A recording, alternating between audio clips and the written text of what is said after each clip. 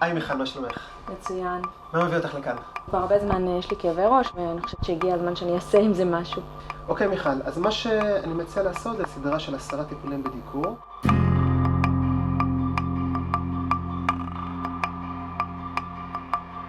אני אכניס מספר מחטים בידיים, בקצות הרגליים, ובאופן מקומי בראש.